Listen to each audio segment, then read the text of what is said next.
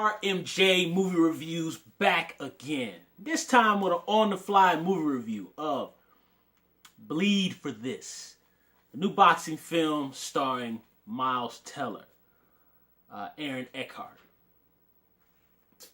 Directed by a gentleman who actually directed a film that I actually remember. This was one of my second dates from high school. He directed a little film called Boiler from 16 years ago, starring Giovanni Ribisi. I said his name wrong. And Mr. Batman himself, Ben Affleck, was in the film. And Dominic Vin Diesel was in that film as well. Well, Bleed for This. Boxing is actually one of my favorite sports. And, I think in past videos, I've mentioned Stallone. I did a review for Creed. I believe that was last holiday season.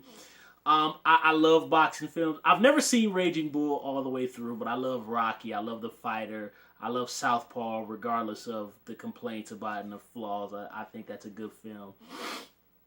And I really, the only ones I haven't really seen as of lately, the last one I saw before this was Creed, but I didn't see the one that Usher was in, and then there was another one in between it that I missed. But either way, I like this film. I really like this film. I enjoyed it.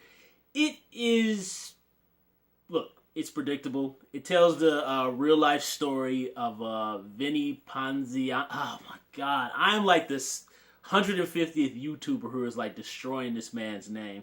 Vinny Pazienza.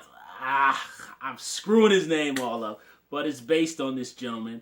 The gentleman injured his neck very badly in a car crash during I believe it was either the late 80s or the early 90s. And, he had one of those halo things, those little creepy things that you see where you put them around somebody's head and the bars are on it and you can only move like this and like that. It put him out the game. And the movie is all about him recovering from that. I really enjoyed this film. It hits all the conventions. Miles Teller, who I've seen him in a slew of films. I like the film Whiplash, which that was a creepy little disturbing little art house movie with Schillinger, J.K. Simmons himself. He does a fantastic job. Aaron Eckhart, who I had heard another YouTuber complain about Aaron Eckhart in this, saying they didn't feel he was believable. But, I've always liked Aaron Eckhart. I actually kind of prefer him when he's a supporting player versus when he's more up front. Now, of course, I really liked him in The Dark Knight. I thought he was good in that movie. Convincing twist into Harvey Two-Face and, pre-Two-Face. Good in that role. The other gentleman who plays his father, guys, forgive me, I'm forgetting the actor's name, but I know this guy has been in a slew of films. I know he was the FBI agent in the Miami Vice movie, who Colin Farrell kind of walked up on him at some point. I forget the actor's name. And then we got Peggy herself, Katie Seagal from Married with Children and Sons of Anarchy, which I've never seen before. Sue me, guys. She's really good in the movie. Buffalo Bill himself, Ted Levine, is in the movie under pounds and pounds of makeup. I'd say because this movie is so predictable, and it's not even the fact, I've discussed this before, how it's okay to do the same movie and over again. It's just whether you inject it with some energy, and I personally feel that The Fighter, Creed, and Southpaw injected their own kind of energy into the film, and I kind of feel like that's the one thing that's missing in this movie, is that it hits all the predictable conventions, but the problem is it doesn't have its own stamp on it, its own identity. You look at Creed. Creed had just, first of all, it took the Rocky mythos and twisted it and spewed out its own little thing. Ryan Coogler put his own Fruitville Station kind of realistic stamp on it. You know what I mean? He kind of gave it from, a young black man's kind of perspective in the fight game, 20-ish guy. So, he melded that mix of Rocky mythos with kind of a young black man's kind of perspective of a boxer and put a little, dare I use the early 90s term, hip-hop twist. I don't talk like that, y'all, but I'm just trying to register with the audience. Southpaw. Antoine Fuqua kind of put his own, his gritty kind of, because Antoine Fuqua is really, he likes to be very gritty with his storytelling. You know, Training Day was gritty. Tears of the Sun, very underrated, had that very gritty village cleansing scene. Brooklyn's Finest, very gritty.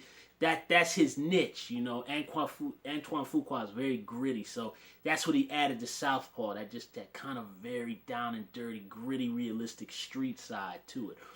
The Fighter has its own distinct identity because Mark Wahlberg himself with that Massachusetts Boston vibe. You know what I mean? Those unique personalities of the Boston area, which digressing a second like I always do. I've met some folks from Boston. I've never been to Boston before in my life, and I actually met some people from Boston at my job, and I was so shocked that at least these folks that I met were very much of the faction of people like you'd see in the movie like The Fighter. So it was really a trip for me. I kept asking them about like if they've been to Wahlburgers and stuff. I'm stereotypical and ignorant, you know. They probably asked me if I love the Browns, which I don't. But that movie has its own, you know, it has its own distinct identity. You know what I mean? Of the Boston type of personality, the big families and all that. That has that identity. But this here, it just doesn't have its own identity. I'd say the part of this movie that I enjoy, of course, the boxing aspect, because boxing is my favorite sport. I've always loved boxing. I really love the fact watching all the actors kind of, because this is a pure case where you're looking at actors play makeup. You know what I mean? When I say play makeup, you kind of got a Dick Tracy type of situation where like Ted Levine has got this pounds. Because I think in reality, I think Ted Levine is either mid-50s or early 60s. So he doesn't look anywhere near as old as he's playing in this film. The gentleman who plays his dad, I believe, is around the same age, so he's not as old as he's playing. Katie Seagal, I think, is about that age, too. She might either be late 50s or early 60s, but again, these actors are all playing much older than what they are in reality. And Aaron Eckhart is playing just the total opposite of what he is in real life. You know, he's kind of playing more of a broke-down, drunken kind of, you know, balding man, you know, which Aaron Eckhart is not that in real life. So that aspect of the movie I enjoyed. I enjoyed the boxing because now the one thing this movie is missing is they don't have a training montage. I was actually very surprised. All those other films I told you about have the training. Excuse me. This does have a training montage, but this doesn't have the like pump you up training montage. You know what I'm saying? Creed has the pump you up montage. The Fighter does. And Southpaw does. But this one here doesn't really have like that, you know, he's hitting the speed bag and jump rope. And this just doesn't have that, which is okay. I was kind of hoping they would have it. And him like running up bleachers and doing push-ups and stuff. It doesn't have that training pump you up montage, but that's okay.